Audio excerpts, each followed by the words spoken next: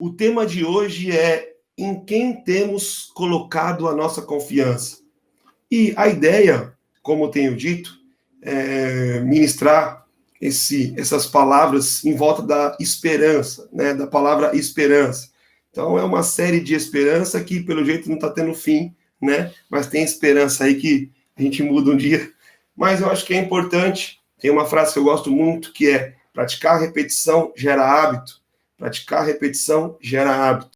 Então, eu acho que palavras como essa têm edificado a nossa vida, têm trazido realmente base e fundamento para nós nesses dias, né? Então, nós temos que compreender de fato o que é confiança.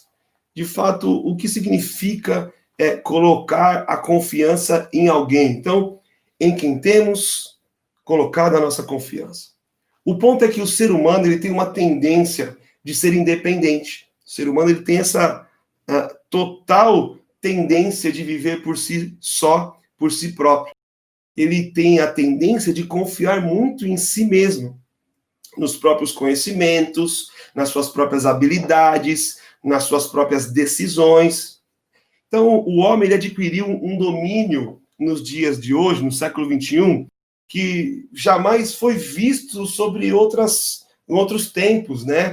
Então, hoje o homem ele tem um domínio de muitas coisas, e isso leva a achar que ele também é um Deus com D minúsculo. Isso vai aumentar o orgulho, vai aumentar a independência, vai aumentar o desejo de ter controle sobre tudo e todos. E a nossa palavra diz o seguinte, a Bíblia, né, as Sagradas Escrituras, tem um texto muito interessante em Provérbios 29 e 23, que diz que a soberba, né, ou o orgulho do homem o abaterá, mas a honra sustentará o humilde de espírito. Então, olha só, a palavra do Senhor já tem uma advertência sobre essa questão do orgulho, da independência, de confiar em si mesmo. Diz que isso vai abater o homem que confia em si mesmo será abatido, mas aquele que honra a Deus, o Senhor vai sustentá-lo na humildade do seu espírito. Então, hoje em dia nós temos visto pessoas confundirem muito obstinação, força do braço, teimosia, independência, confundir tudo isso com a vontade de Deus, achando que a sua obstinação, que a força do seu braço, que a sua teimosia está sendo a vontade de Deus. E não. As pessoas confundem muito isso. E a palavra fala em Jeremias 17:7, feliz é quem confia no Senhor, cuja esperança é o Senhor. Olha que interessante. É quem confia em quem? No Senhor. Cuja a esperança é o Senhor. E olha o que diz Jeremias 32:17. Ó soberano Senhor, tu fizestes os céus e a terra, com tua mão forte e teu braço poderoso. Nada é difícil demais para ti. Então, a palavra nos diz que feliz, de fato, o que é felicidade? Felicidade é alguém que confia no Senhor. O que é ter esperança? Esperança é alguém que realmente coloca a sua esperança no Senhor, que entende que ele fez os céus e a terra, a sua mão é forte, o seu braço é poderoso, não o próprio braço, mas o braço de Deus, e que nada é difícil para Deus. A palavra também fala em Jeremias 32, no versículo 26, eu sou o Senhor, o Deus de toda a humanidade. Acaso alguma coisa é difícil demais para mim? Com certeza não. Nada é difícil para o nosso Deus, mas muita coisa é difícil para nós. Nada é difícil para o nosso Deus. Entende isso? Agora, nós temos que gravar também essa questão de confiança em nosso coração e vivermos, meditarmos sobre isso. Então, confiar em Deus é fazer a nossa parte, grave isso. Confiar em Deus é fazer a nossa parte e ficar em paz em relação às consequências. Confiar em Deus é fazer a nossa parte e ficar em paz em relação às consequências. Ou seja, eu faço o que cabe a mim fazer dentro dos limites que eu tenho e eu confio em Deus se as consequências serão positivas ou negativas. Porque é Deus que vai determinar as coisas em nossa vida. Ou vai finalizar, ou vai realmente direcionar. Então, faça a sua parte e fique em paz. E deixe que as consequências o Senhor administra para nós. Então, de novo, em quem temos colocado a nossa confiança? Nós precisamos aprender a confiar, esperar, aguardar, obedecer, não ser precipitado. Precisamos se apropriar dessas palavras. Confie, espere, aguarde, obedeça Deus. E não se precipite. Olha só, em Êxodo 32, nós vamos ver a história do bezerro de ouro. Ali nós temos, Êxodo 32, vai do versículo 1 ao 35. Ali nós temos a história ali onde Moisés estava no Monte Sinai, ele se demorava para descer, e o povo começou a ficar inquieto. O povo começou a ficar impaciente. E aí o povo reuniu com Arão e falou: Arão, tome uma providência. Faça para nós deuses que nos guiem. Porque esse Moisés, é interessante que o texto vai dizer que, lá no Gênesis 32, versículo 1, né? Vai dizer, porque esse Moisés, tipo assim, esse cara aí, que nos trouxe da terra do Egito, nós não sabemos se ele vai voltar ou não. Então eles pedem um bezerro de ouro, eles se precipitam, porque eles não confiaram em Deus naquele momento, eles não aguardaram em Deus. E aí, Israel, que era um povo escolhido, Israel era um tesouro peculiar de Deus, né? Então ali mesmo, no pé do Monte Sinai, aos pés do Monte Sinai, eles quebraram os mandamentos. Os mandamentos foram dados em Êxodo 20. Então, eles já tinham os mandamentos. E o primeiro mandamento era adorar a Deus como o único Deus, e não adorar outros deuses. Mas eles já se precipitam. Infelizmente, eles acabam pecando contra Deus. E era um povo que tinha experimentado o poder de Deus, a misericórdia de Deus. Eles viram o juízo de Deus contra o Egito. Eles viram o livramento no Mar Vermelho. Eles receberam da provisão de comida e água de Deus. Mas, infelizmente, acabaram pecando. E aí, por que Israel, que era um tesouro peculiar de Deus, fez algo tão perverso num momento tão glorioso da sua história? Deus tinha acabado de tirar eles do deserto, do Egito, perdão. Eles estavam caminhando para a terra prometida e pecaram diversas vezes contra Deus, mas eu separei essa questão aqui do bezerro de ouro. Por que Israel fez algo tão perverso num momento tão glorioso da sua história? Porque eles ficaram impacientes. Porque aconteceu ali uma atmosfera de incerteza. Eles não sabiam se Moisés ia vir ou não. Moisés já estava 40 dias e 40 noites ali com o Senhor, e eles ficaram impacientes, eles criaram essa atmosfera entre eles de incerteza. E aí, infelizmente, muitas vezes, irmão, a impaciência vai levar as pessoas a ter ações impulsivas. E essas ações impulsivas podem ser até pecaminosas. Então, Israel não sabia viver pela fé. Israel não sabia viver confiando em Deus. E por isso eles foram impacientes, eles estavam com as incertezas no coração e pediram um bezerro de ouro. Novamente voltaram para uma condição. Então eles estavam ali, eles saíram do Egito, mas o Egito ainda estava na vida deles. E o ser humano tem essa mania, né? Ele tem uma mania de pegar caminhos alternativos. O ser humano tem uma mania de não saber esperar, de ser impaciente. É uma característica humana nesse sentido. O ser humano tem essa característica na sua alma, no seu ego, de não confiar em Deus e resolver as coisas na força do braço. Então, nós temos que olhar para a nossa vida e tentar identificar os bezerros de ouro que estamos fazendo, porque muitas vezes o Senhor está num processo em nossa vida, nós temos que aprender a esperar, aguardar, temos que aprender a confiar nele. Olha o que diz Isaías no capítulo 31, do versículo 1 ao 3. O texto ali diz que grande aflição esperavam os que buscavam no Egito, que confiavam em seus cavalos, carros e cavaleiros. Grande aflição para as pessoas que dependiam da força do exército humano em vez de olhar para o Senhor. Isaías está dizendo, olha, grande aflição para as pessoas que confiam em cavalos, carros e cavaleiros, que depende da força humana em vez de olhar para o Senhor.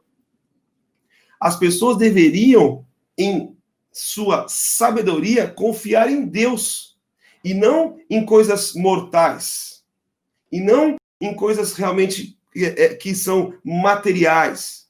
Então, as pessoas estavam olhando muitas vezes para coisas materiais, estavam olhando para a força do próprio braço.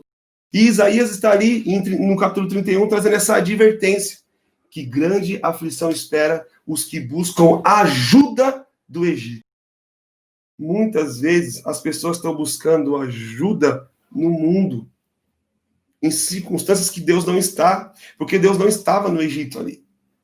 O Egito aponta para o mundo, o Egito aponta para a força do nosso braço, o Egito aponta para vários deuses que não seja o Deus verdadeiro, e muitas pessoas acabam confiando nisso. E Isaías está trazendo uma advertência, aflição há para essas pessoas que buscam ajuda no Egito.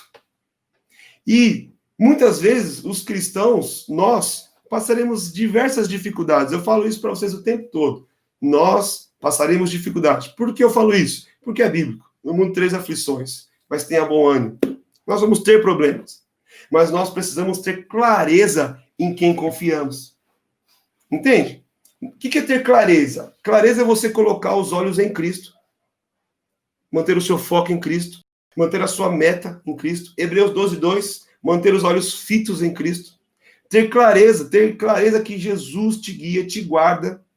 Ter clareza, ter essa dimensão de que não importa o que aconteça, Jesus está com você.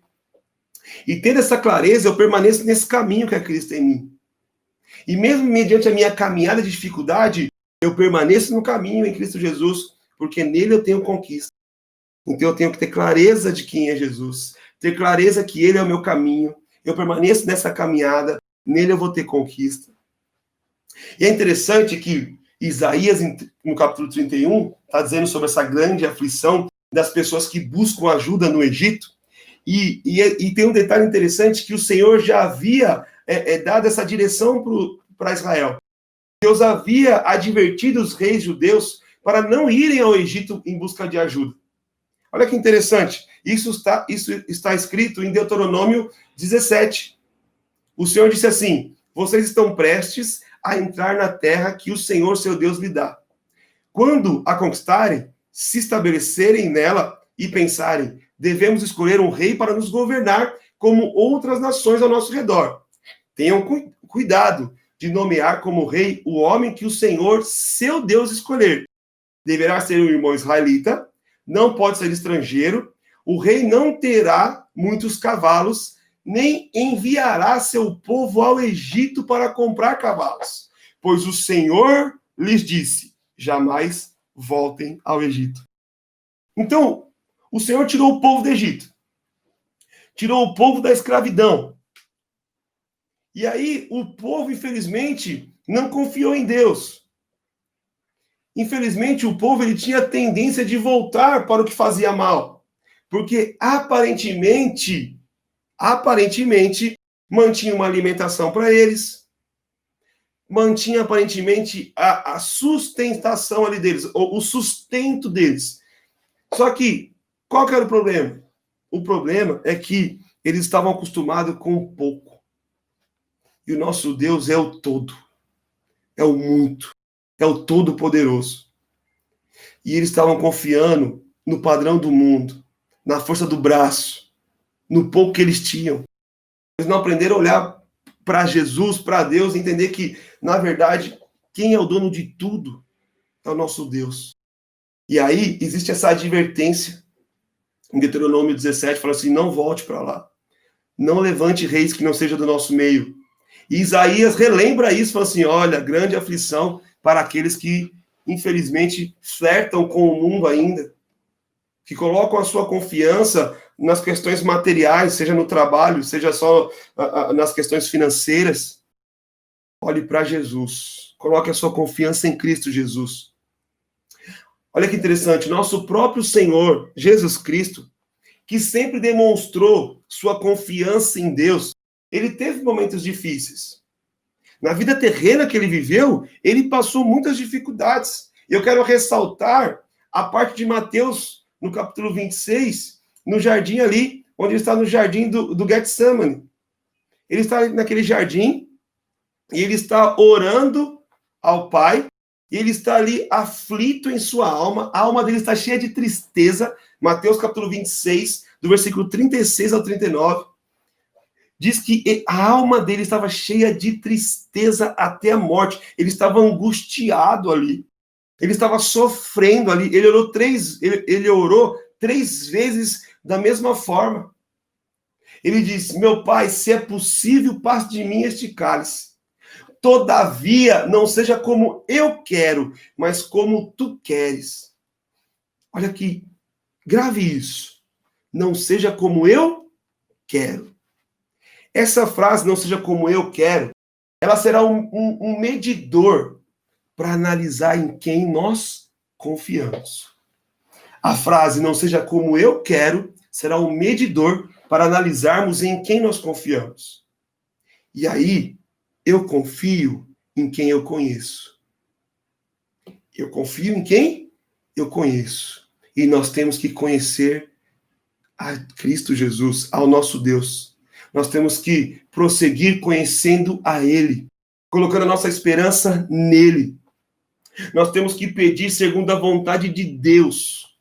E pedir segundo a vontade de Deus é uma expressão de humildade e submissão a Ele. E Jesus demonstrou isso aqui. Ele colocou o sentimento dele, o lamento dele, a dificuldade ali. Mas ele disse: olha, não seja o que eu quero. Sabe o que Jesus fez? Ele reconheceu ali que o plano de Deus era muito maior e melhor, mesmo frente a uma dificuldade. Nós temos que reconhecer que Deus sabe o melhor para nós. E que nós queremos que a vontade dele mais do que os nossos pedidos. Isso é muito importante. Nós temos que aprender a reconhecer que ele sabe o que é melhor para nós. Deus sabe o que é melhor para nós. E nós temos que entender isso. E que nós possamos colocar diante dele, Senhor, os nossos pedidos. Mas que seja feita a sua vontade. Então não é errado você ter pedido.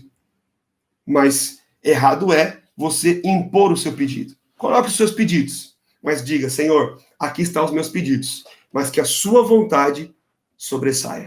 Que a sua vontade prevaleça. Não o que eu quero, mas o que o Senhor deseja. Isso é muito importante. E às vezes não é tão simples, mas é necessário. Reconhecer que ele sabe o que é melhor para nós. E que nós queremos sua vontade mais do que nós queremos os nossos pedidos. Isso é muito importante. E olha o que a palavra fala em João 17:13. E a vida eterna é esta, que te conheçam a ti, o único Deus verdadeiro, e a Jesus Cristo a quem enviaste. Olha o que Jesus está dizendo. Ele conhecia o Pai. E por conhecer o Pai, ele confiava no Pai. Mesmo frente à dificuldade, ele colocou toda a vida dele na mão do Pai. E ele deseja isso para nós. Ele deseja que nós vivamos da mesma forma, confiando no Pai. Mas confiando num Pai que a gente conhece. E o Pai quer se fazer conhecido. Ele quer realmente ter relacionamento conosco. Ele deseja estar lado a lado. Ele deseja estar guiando a nossa vida. Depende de nós. Isso é muito poderoso. Então, meus amados, nessa vida, nós vamos ter momentos bem difíceis. Nós vamos se desmotivar com coisas. Nós vamos perder o foco com muitas coisas. Mas se nós entendermos e ficarmos firmes na rocha e reconhecermos nossas dificuldades, com certeza nós vamos ter o auxílio necessário.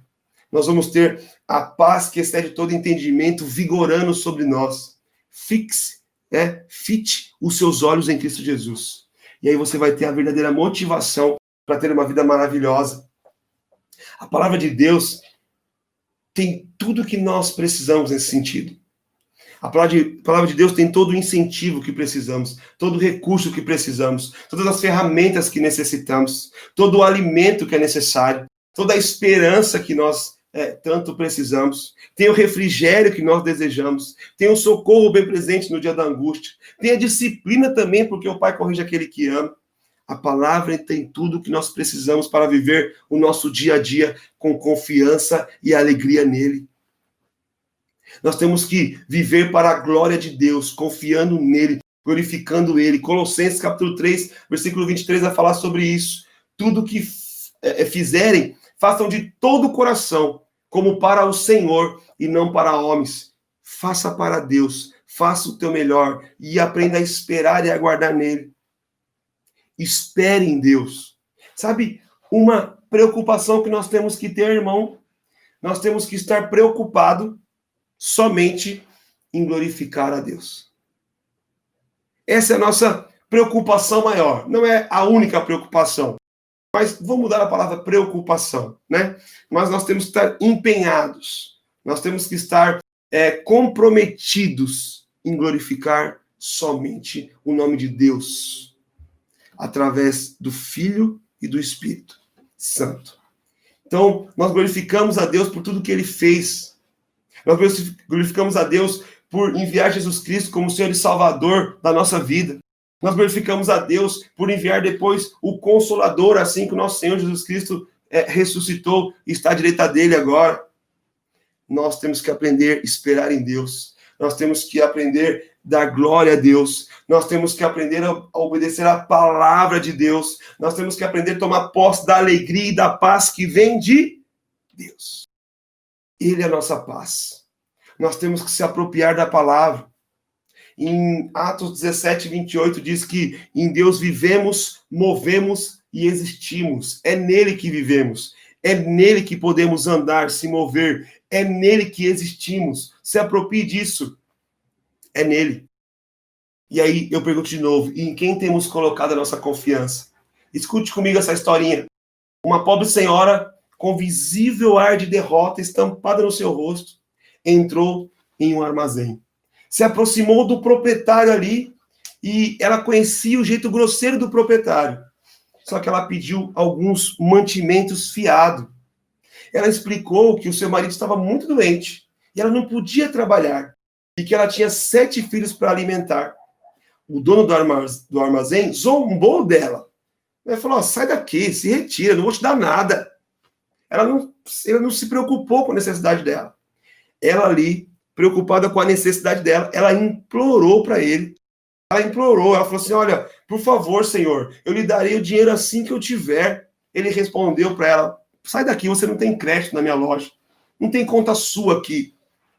Ele foi áspero com ela. E ali, em pé no balcão, ao lado, tinha um freguês que assistia a toda essa conversa. E aí ele se aproximou e falou para o dono do armazém, olha, dê tudo para essa mulher, para a família dela, o que ela necessita e vai ser por minha conta. O dono do armazém, meio contrariado, falou, então tudo bem, é por sua conta.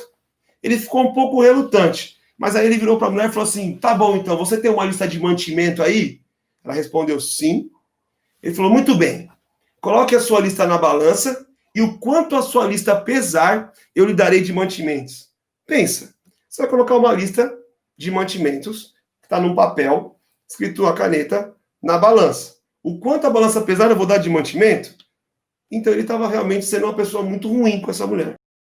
A pobre mulher estava ali, ela ficou triste. Ela hesitou por um instante ali, curvou a cabeça, retirou da bolsa um pedaço de papel, escreveu alguma coisa e colocou suavemente esse pedaço de papel na balança. Sabe o que aconteceu?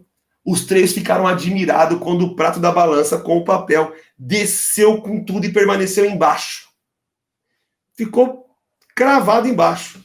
Completamente assim, pasmado com o marcador da balança, o comerciante virou-se lentamente para o seu freguês e começou, contrariado, a dizer para ele, olha, eu não posso acreditar no que eu estou vendo. O outro freguês sorriu e o homem começou a colocar mantimento no outro lado da balança, para tentar equilibrar. E começou, e não equilibrava, pessoal. Ele continuou colocando alimento e não equilibrava. O comerciante ficou ali parado por alguns instantes, olhando para a balança ali, tentando entender o que havia acontecido. E aí, finalmente, ele falou, não aguentou. Ele foi, e pegou um pedaço de papel.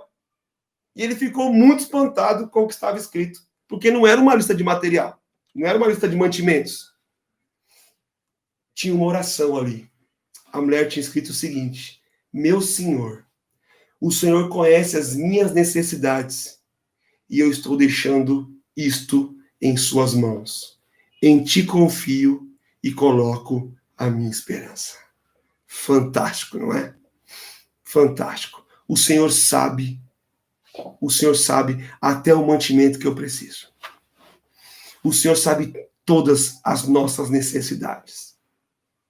E muitas vezes Ele vai colocar a nossa vida à prova para realmente mostrarmos em quem confiamos. Para Ele não operar apenas uma pequena coisa, mas para Ele operar no nível que Ele existe, no sobrenatural. Isso é fantástico.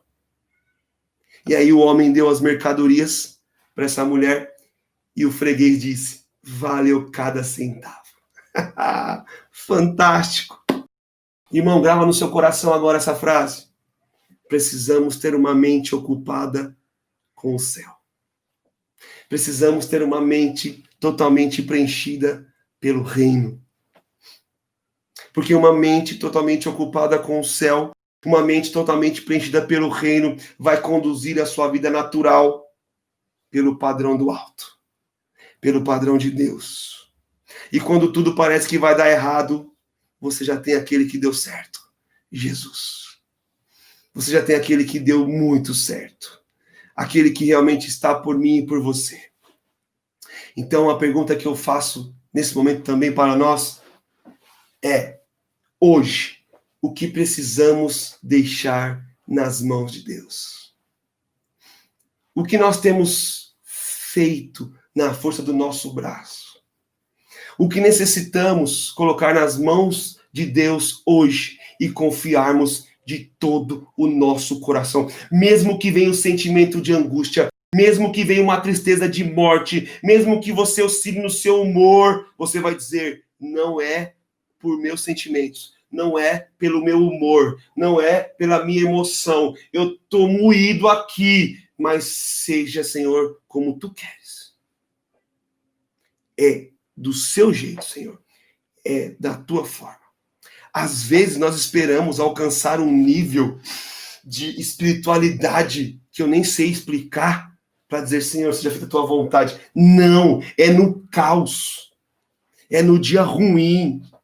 É quando você está à flor da pele que você tem que ver e falar assim: Senhor, é a tua vontade. Eu, por mim, mas é a tua vontade. É do seu jeito. Às vezes com lágrimas você fala assim: Senhor, é a tua vontade. Porque a minha, eu arrebentava tudo. Mas é a tua vontade. Espírito Santo, me acalma. Espírito Santo, trabalha, dê vazão para ele. É nessa hora que nós temos que orar e falar: Senhor, não seja como eu quero, nunca, nunca, jamais. Não seja como eu quero, mas como tu queres. Senhor, estou deixando nas tuas mãos tudo aquilo que eu estava fazendo na força do meu braço. Senhor, eu renuncio à minha independência. Irmão, grava isso. A nossa independência anula a manifestação de Deus. A nossa independência anula a manifestação do alto, do reino, do Pai, do Filho e do Espírito Santo. É horrível isso. Então, o que precisamos colocar hoje nas mãos de Deus? Sabe, irmão, nós precisamos aceitar, irmãos e irmãs, amados e amadas, nós precisamos entender, compreender, se apropriar e aceitar que algumas coisas, ou na verdade a maioria delas, nós não podemos mudar. Algumas coisas a gente consegue, mas a maioria delas nós não podemos mudar. Nós temos que confiar. Claro, o que cabe a mim, avaliar a minha vida, me arrepender, mudar hábitos, mudar situações, comportamentos, né? Eu acho que a gente tem essa capacidade, claro, sempre dependendo de Deus, nós temos que fazer. Porque nós temos também que ter coragem para mudar. Nós temos que aprender a pedir sabedoria do alto para discernir quando eu tenho que agir também e quando é deixar na mão do Senhor. Não tenho dúvida que nós temos que aprender a deixar tudo na mão do Senhor. E quando Ele direcionar, nós agimos, nós fazemos, mas tem que vir do alto. Então, meu irmão, essa palavra que hoje é mais curta que eu queria trazer para vocês, em quem temos colocado a nossa confiança. Será que nós temos feito bezerros de ouros? Será que nós temos feito realmente na força do nosso braço? Nós temos que avaliar a nossa vida. Sempre dá tempo até Jesus voltar. Vamos confiar em Deus plenamente, por mais que seja doído. Às vezes tem área da sua vida que você está gritando. Eu não quero confiar. Está difícil confiar. Está difícil esperar. Estou impaciente como aquele povo lá no deserto, com o bezerro de ouro. Eu estou com uma incerteza no meu coração. Não viva por isso. Confie. Acredite a sua vida na mão de Deus. Deixe a sua vida diante do altar. Não tire a sua vida de lá. Deixe tudo na mão do Senhor. Ele sabe tudo o que você precisa. Apresente os seus pedidos. Mas olhe assim, Senhor, aqui estão os meus pedidos. Mas seja feita a tua vontade. Amém, meus amados? Eu quero orar por vocês, então, em nome de Jesus. Quero abençoar a sua vida diante dessa palavra. Feche seus olhos onde você está. Amém? Se você puder, se você não estiver dirigindo, obviamente, no seu carro. Mas se você estiver na sua casa, estiver parado aí em algum lugar, feche seus olhos. Eu quero orar por você, abençoar. Receba essa oração, mesmo distante. O Senhor vai te tocar, acredito nisso. O Senhor está te tocando. Às quartas-feiras nós temos recebido realmente maná do alto de Deus. Isso é poderoso. Vamos orar. Senhor, nós estamos aqui, ó Pai, diante da Tua presença, do Teu poderoso nome. Nós te louvamos porque nós temos sido alimentados a cada quarta-feira pelo Senhor. Nós sabemos que o Senhor é nosso sustento, o Senhor é nosso refúgio, o Senhor é nosso socorro, o Senhor é nossa salvação, Tu és o nosso refrigério em todo o tempo. Senhor, a minha vida e a vida de cada irmão que está nesse culto, nesse momento, Pai, que possamos agora ter clareza do que ainda precisamos deixar em Tuas mãos, que possamos aprender a confiar no Senhor o tempo todo, Senhor. Senhor, arranca os bezerros de ouro da nossa vida. Arranca, Senhor, as coisas que fazemos na força do nosso braço, Senhor. Senhor, nos eduque a depender mais de Ti, Senhor. Nós queremos ter a fé, mas também queremos ser educados por Ti nesse processo. Nos ajude, ó Pai. Nos ajude, Senhor, a dizer, Pai, seja feita a Tua vontade na minha vida, aqui na terra como és no céu. Senhor, cada irmão que está agora recebendo essa palavra, Senhor, visita agora. Ô Espírito Santo, invada agora, Senhor. Ô Espírito Santo, ajude-nos, ó Deus, a compreender essas verdades e viver por elas. Nós queremos renunciar à nossa independência para que o Senhor manifeste o Teu poder. Nos ensina a renunciar, nos ajude a renunciar, ó Pai, a nossa independência para que o Senhor manifeste com o Teu poder, com a Tua glória, com o Teu querer e com o Teu realizar. Assim eu oro nessa noite, Senhor, por cada irmão, cada irmã que está conosco, em nome de Jesus. Amém e amém.